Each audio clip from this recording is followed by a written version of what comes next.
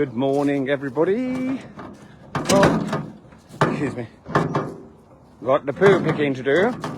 So I'm late to my own poo picking party this morning, which is quite funny, really. And it's just made me think, like, now, normally I'm out in the field by sort of 7:10 to get my poo picking done and all of that. And yet, today it's like 8:10 and I feel like I'm late. And the only timeline I've got to follow is my own timeline, which is really interesting. Now the thing is, this morning I've done things in a different routine. So normally I do my poo picking and everything in the field before I go and muck out any stables. Whereas today I've mucked out the stables, sorted out the yard, sorted out some feed, done a few other bits, sorted out the muck trailer. I've done like a few different bits and pieces before coming to the field to poo pick. Now, isn't it interesting how there's two things that I've noticed seem to happen when we mix up our routine a little bit. One is we can feel a little bit like I do today, which is like, oh my gosh, I feel a bit behind, even though I'm actually probably ahead because I've done some extra bits. Or we can feel more enthusiastic about the day because it's felt a bit different. So do you ever mix up your routine to try and, like, because you're bored with the way it is? Or do you have to stick like religious, do?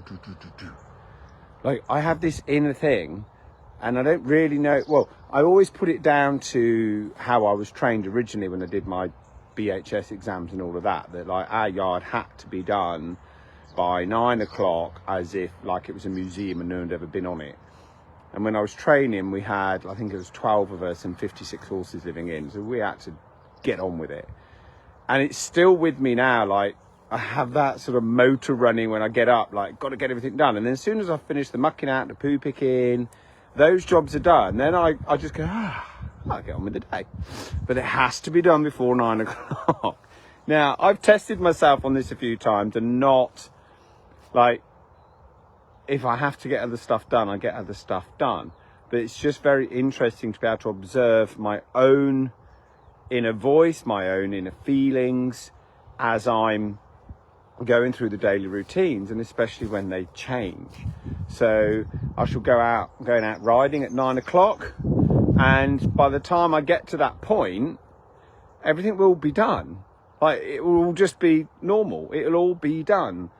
But I've still got this, this feels a bit odd, which I just find really interesting to be able to observe about myself.